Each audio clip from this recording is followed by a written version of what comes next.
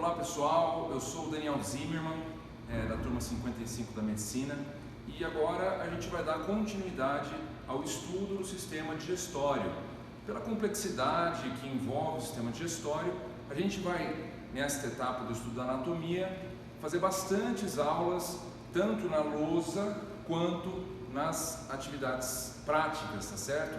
Então algumas informações a gente vai estudar através da lousa, tudo bem? A parte teórica, entender algumas porções em relação aos órgãos, entender as vascularizações, entender como funcionam alguns aspectos funcionais, tá certo, dos órgãos, e naturalmente nós vamos demonstrar depois nas aulas práticas estas peças, tudo bem? Então, dando continuidade, vocês já estudaram aí a parte, quase toda a parte supradiafragmática do sistema digestório junto com o professor Paulo, tá certo? Tanto ali a cavidade oral, boca, quanto a segunda parte da aula de faringe.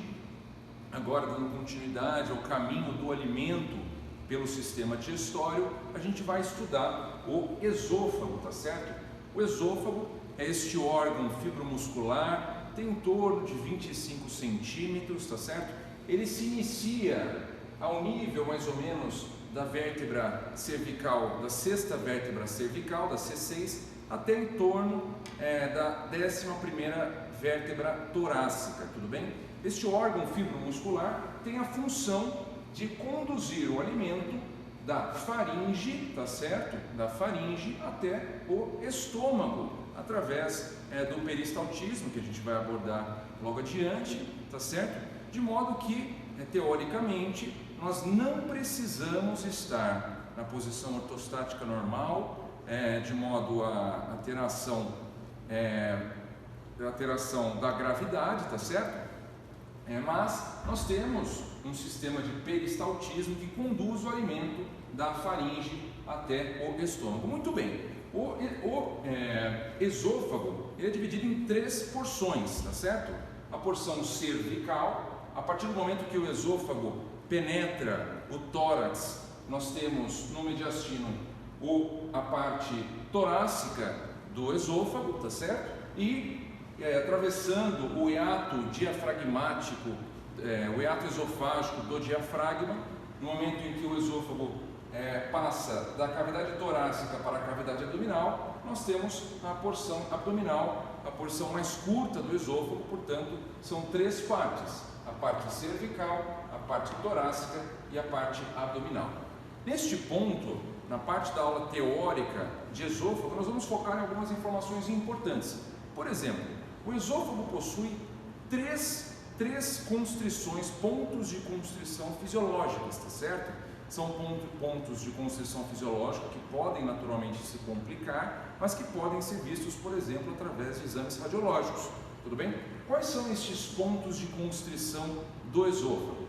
Bom, o primeiro é logo ali na transição do músculo constritor inferior da faringe para o esôfago, a constrição superior ou constrição faringoesofágica, tá certo? Que é um ponto em que o esôfago tem o seu primeiro esfíncter, tá certo? O seu primeiro ponto de constrição que impede o refluxo do alimento, deveria impedir em condições fisiológicas o refluxo do alimento do esôfago para a faringe, que é a constrição faringoesofágica, portanto, ali na borda inferior, na margem inferior do músculo constritor inferior da faringe.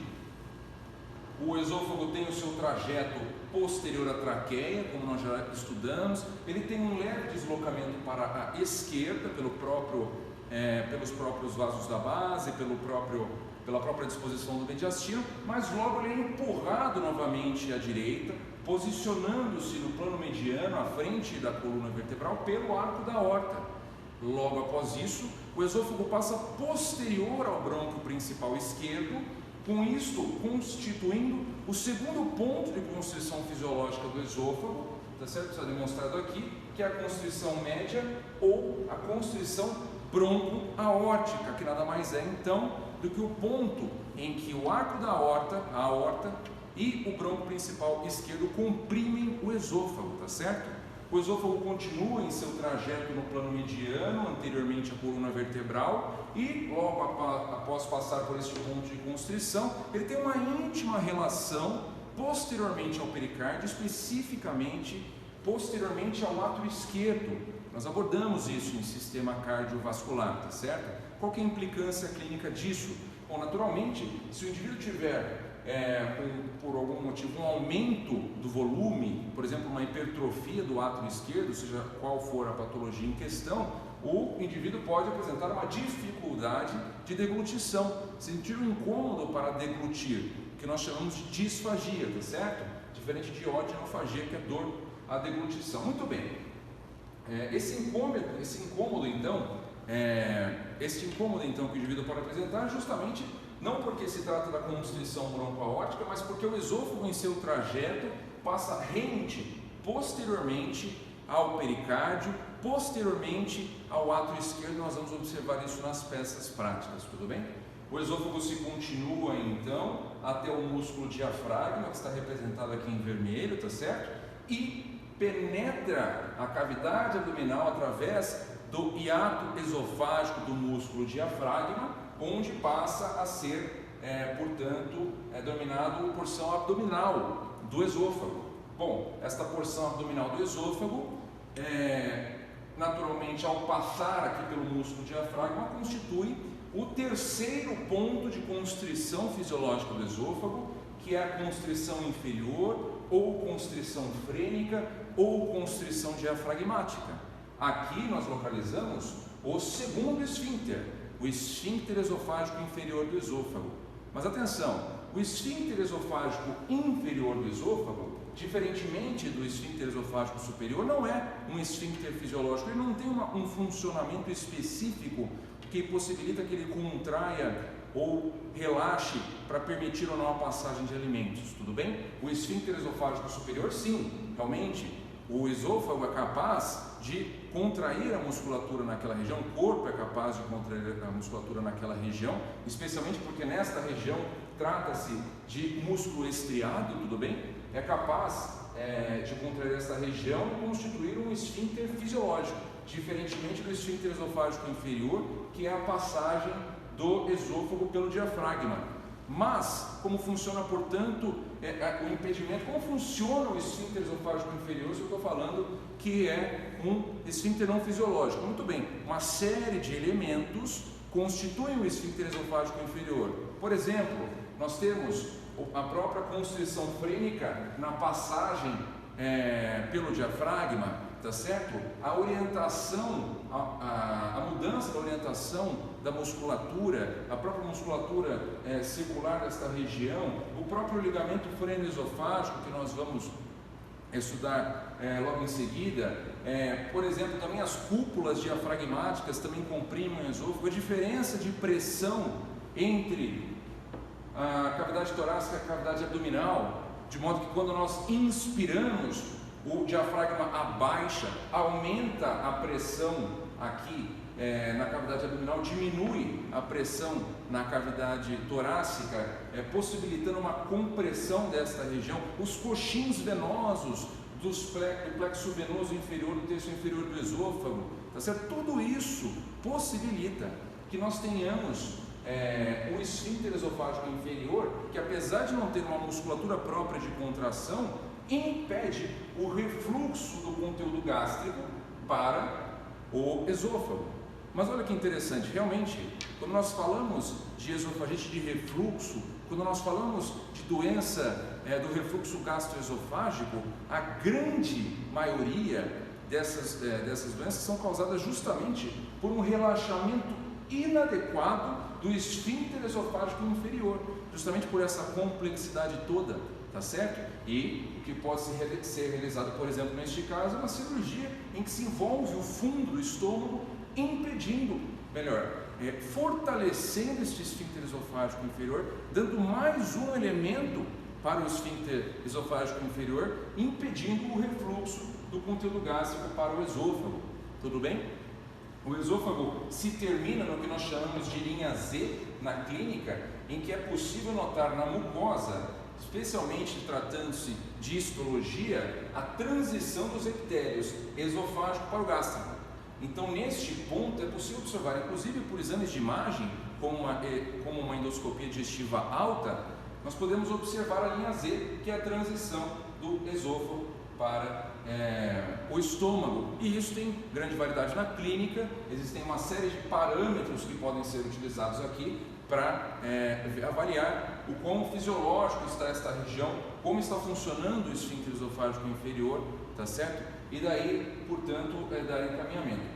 Como o esôfago, eu havia citado este ligamento, que é o ligamento freno-esofágico, como o esôfago se prende ao diafragma e, portanto, se move durante a respiração.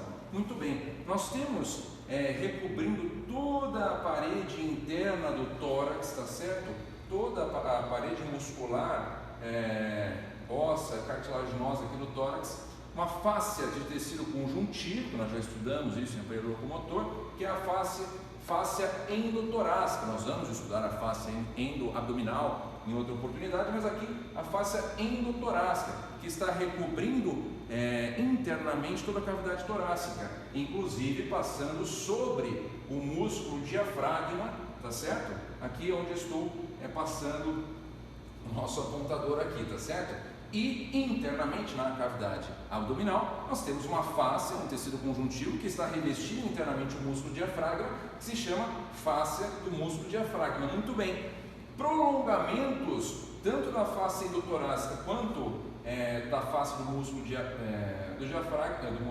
a fáscia do músculo diafragma compõe o que nós chamamos de ligamento freno-esofágico, que também faz parte do esfíncter esofágico inferior e segura, prende o esôfago, tá certo, no músculo diafragma.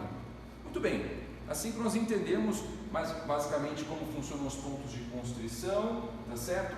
Como funciona aqui a divisão morfológica do esôfago. Nós vamos dar continuidade também na aula prática, depois citando algumas questões em relação à vascularização. Eu vou dizer mais duas coisas que são muito importantes para entender como funciona o esôfago, como o esôfago se porta no seu papel, que é, como eu disse, transferir o alimento da faringe até o estômago, tá certo? Eu vou falar duas coisas aqui. A primeira é em relação ao nosso sistema nervoso entérico, que vocês estudam em histologia, constituído por dois plexos, que aqui são muito importantes que vocês entendam, justamente para compreenderem como funciona o peristaltismo, aqui como é possível um indivíduo estar, por exemplo, com a cabeça completamente invertida de ponta cabeça e ainda assim o alimento conseguir ser encaminhado para o estômago naturalmente, que a força da gravidade auxilia quando nós estamos na posição ortostática, tá certo? Nós temos dois plexos, tá certo? Um plexo, vou colocar aqui plexus. Um plexo é o chamado plexo submucoso, ou plexo de Meissner, tá certo? Depende da pronúncia, naturalmente. Então, plexus submucoso ou de Meissner, perdão se a pronúncia não tiver a mais adequada, tá certo? E nós temos um plexo mioentérico. Naturalmente, o plexo submucoso ou de Meissner vai estar na camada submucosa, tá certo? Dos cortes histológicos do esôfago, e o plexo mioentérico na camada muscular, entre as duas camadas musculares, que é plexo de Auerbach, tá certo? Auerbach. Muito bem. Esses dois plexos aqui são muito importantes, por quê? Isso daqui representa um sistema nervoso intrínseco de todo o trato gastrointestinal, certo? De todo o trato gastrointestinal, que permite com que nós tenhamos o peristaltismo. Como funciona? Nós temos três tipos de peristaltismo aqui que vale mencionar, vou mencionar dois, tá certo? Que é o seguinte: quando nós temos a entrada do alimento, lembrem-se lá da contração dos músculos constritores da faringe, nós temos a entrada do alimento no esôfago. Quando ocorre a entrada do alimento no esôfago, nós temos o ativamento dos plexos submucoso e mioentérico, tudo bem? Isso gera uma onda peristáltica primária, tá certo? A onda peristáltica primária vai empurrar o alimento em direção crânio-caudal, tudo bem? E a partir daí Quando nós temos um acúmulo de alimento no esôfago, nós temos um acúmulo de alimento, nós distendemos, dilatamos a parede do esôfago e isso gera uma segunda onda peristáltica, que é a onda peristáltica secundária, e isso vai possibilitar o encaminhamento aqui, o encaminhamento do alimento também no sentido craniocaudal, e depois ainda nós temos uma terceira, mas eu quero focar neste ponto, só para que vocês entendam a importância. Quando você tem, por mais que nós estejamos estudando a parte da anatomia macroscópica, é importante entender que quando nós temos algum tipo de patologia com destruição, por exemplo, destes plexos, certo? Quando nós temos, por exemplo, destruição desses plexos, nós podemos ter um caso, por exemplo, de megaesôfago, tá certo? Nós podemos imaginar aí que o alimento não vai ser encaminhado, ele vai cada vez mais dilatar a parede e assim por diante. Outra informação que eu queria passar para vocês, outra informação importante que eu queria passar para vocês, antes de nós finalizarmos esta aula teórica, é a seguinte: eu vou citar como funciona a vascularização do esôfago, mas é importante que vocês saibam, depois o professor Wagner, numa aula de vascularização mais específica, vai falar sobre as anastomoses que fazem ali parte da veia porta hepática, ou veia porta do fígado, tudo bem?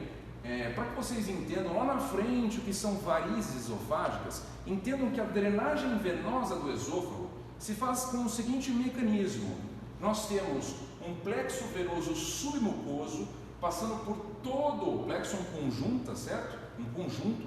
Então nós temos um plexo venoso submucoso passando por todo o esôfago, tudo bem? E este plexo se comunica com as veias que eu irei citar na aula prática, que são veias colaterais ali da parte externa do órgão. Então nós temos a drenagem do plexo submucoso para essas veias colaterais, certo? Que eu irei citar, e daí quando nós falamos que, por exemplo, do terço inferior faz a drenagem à veia gástrica esquerda, não é simples assim. Nós temos um plexo submucoso, do plexo submucoso vai para essas veias que eu irei citar depois, e a partir daí em direção ao seu caminho natural, por exemplo, veia porta, tá certo? É um exemplo, tudo bem, pessoal?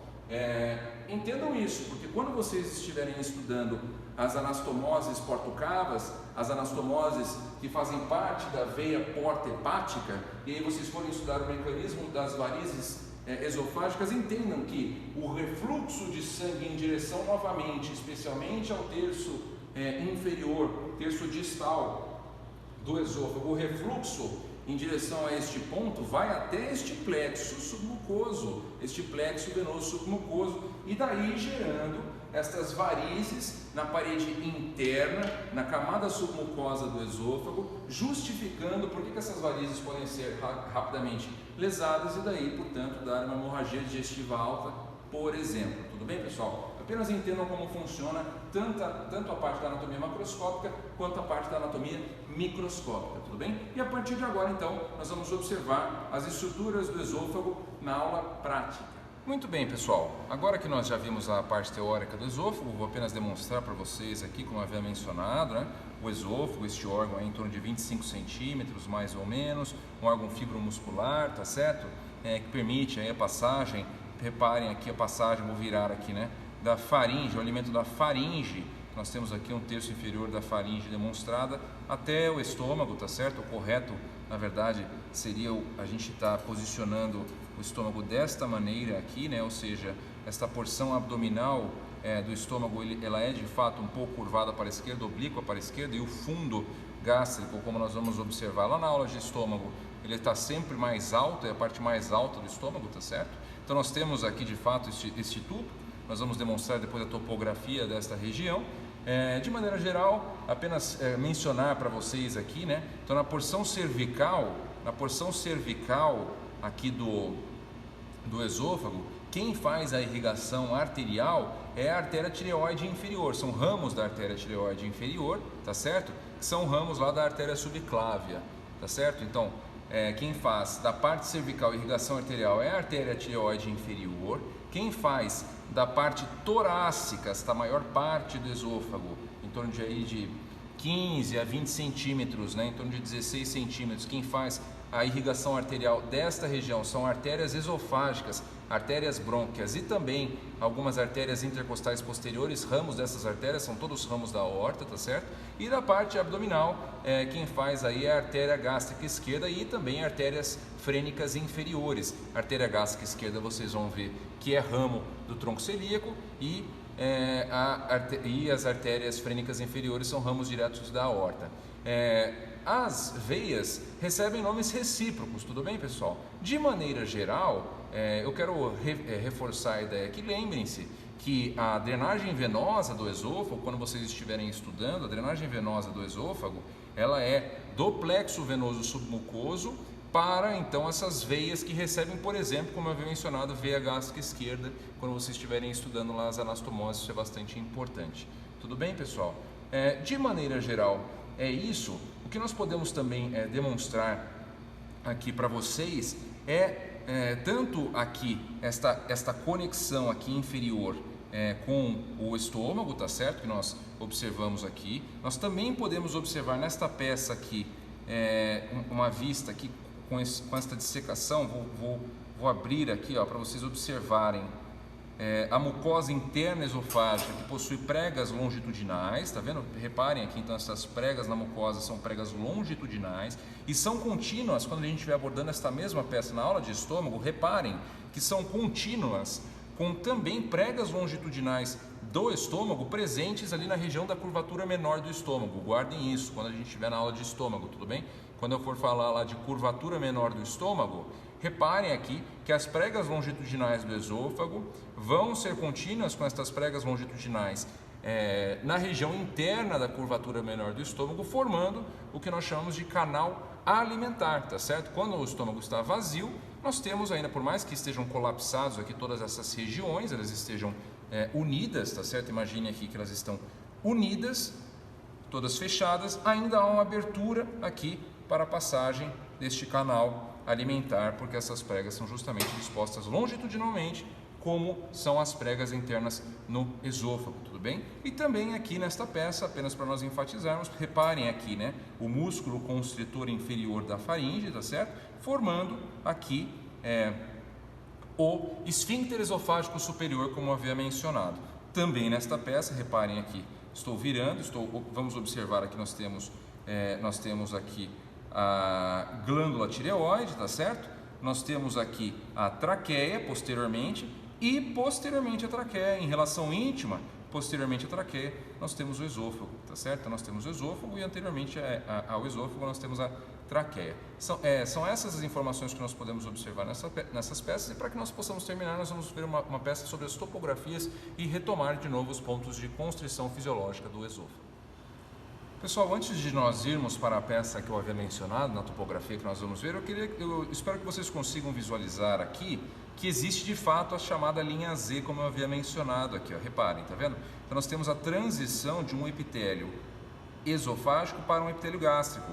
Pela coloração das peças aqui, talvez vocês aproximando os vídeos, vocês consigam de fato ver que existe isso daqui que é chamada linha Z, que em vivo é muito mais evidente, muito mais fácil de se visualizar. Tudo bem, pessoal? Agora sim, nós vamos para a peça de topografias. Muito bem, agora diante dessa peça aqui nós podemos observar o esôfago, né, como ele se localiza. Então aqui uma geral, nós observamos aqui o fígado, este grande órgão aqui, tá certo? O estômago está bem abaixo aqui do fígado, tá bom? O coração. O que nós temos então, vamos localizar o que eu havia mencionado, nós temos aqui a traqueia, então virando aqui posteriormente à traqueia, nós observamos aqui o esôfago, tá certo? Ó, o esôfago aparecendo aqui. Então aqui nós temos a faringe e nós temos o esôfago aparecendo em sua porção cervical. Naturalmente, uma vez dentro do tórax, passando pela abertura superior do tórax que nós já estudamos, tá certo? Lá na aula de mediastino do professor Wagner, nós temos então o esôfago passando a ser o esôfago torácico. Nós já abordamos ali o esfíncter esofágico superior, que é a primeira constrição, o primeiro ponto de constrição fisiológica do esôfago, que é a constrição superior ou constrição faringoesofágica. Depois nós temos uma constrição média ou constrição broncoaórtica. Aqui vocês podem visualizar, nós temos o coração. No coração nós observamos aqui este vaso aqui que é a aorta fazendo o seu arco, como nós já estudamos. Nós imaginemos aqui o coração, vou rebater o coração aqui, nós mantemos o esôfago, aqui onde eu estou passando a minha pinça, certo? Onde eu estou passando a minha pinça, nós temos o esôfago, certo? Então, nesta região aqui, que não está dissecado completamente, mas nesta região aqui em que o esôfago penetra posteriormente aqui no mediastino e vai passar sob o arco da aorta, posterior ao arco da aorta e posterior ao bronco principal esquerdo, será o segundo ponto de constrição fisiológica. Nós observamos aqui, já estou rebatendo o coração, então reparem, tem o coração aqui, eu rebato o coração, certo? Nós já observamos que intimamente relacionado com o átrio esquerdo, percebam esta relação, nós temos aqui intimamente então com o átrio esquerdo, naturalmente com o seu pericárdio que está retirado, tá certo? O pericárdio aqui, certo? Então imagine o pericárdio recobrindo o coração, intimamente aqui posteriormente ao pericárdio em relação ao átrio esquerdo, nós temos aqui o esôfago. Então naquela relação que eu falei, isso não é um ponto de constrição fisiológica, mas é uma relação topográfica super importante, justamente porque em caso de hipertrofia, aumento de volume aqui desta região, pode causar disfagia, como eu havia mencionado, tá certo? O esôfago se continua, vai ter um trajeto aqui, está deslocado um pouquinho, certo? Ele vai ter um trajeto penetrando aqui o diafragma, passando pelo hiato esofágico do músculo diafragma, ou hiato esofágico do músculo diafragma. Realmente estamos passando, onde estou passando a pinça aqui, reparem, tá certo? Que é esta abertura no músculo diafragma que permite a passagem do esôfago. E reparem que o esôfago passa a ter um trajeto oblíquo para a esquerda, tá certo? Onde nós encontramos aqui, em toda esta região aqui onde eu estou passando a pinça, em toda esta região, nós temos aqui de fato o esfíncter esofágico inferior, que é o terceiro ponto de constrição, que é justamente a passagem do esôfago pelo hiato esofágico do músculo diafragma. O esôfago, então, ele vai ter um prosseguimento aqui em direção ao estômago, indo, como nós vamos observar, se juntar, desembocar na região da cárdia, que é justamente esta região aqui. Nós abordaremos a parte infradiafragmática aqui dessa topografia, justamente quando nós estivermos falando na aula de estômago, tá certo, pessoal? Então é importante que não só vocês estudem o esôfago, a função do esôfago, mas também as relações topográficas com as estruturas com as quais ele exerce. Tudo bem, pessoal? Bons estudos!